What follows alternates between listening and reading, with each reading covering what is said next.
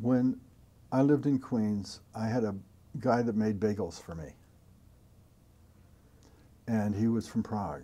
And I wear Star of David and a mezuzah. He said, don't wear it out when you're in Prague.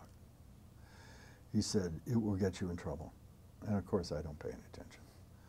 So one day, I was wearing it and I had it out, not intentionally, it's just, it was there. And I was talking to the father of two of my wife's students, boys, and he saw my Star of David, and he reached inside his shirt and showed me his. And while we were there, at that time, Otto and I used to meet once a week and go over the prayer book and go over. He was a half Jew. His father was Jewish. His mother was not, but the boy's mother was a full Jew. So, but they had no Jewish education.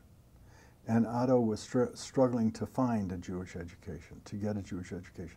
And when he opened the siddur that he had, out fell an armband with a Star of David on it that his father had to wear. And it was remarkable for me. I had never, I've been to museums and I've seen them, but I've never known anyone who had that close a relationship with him.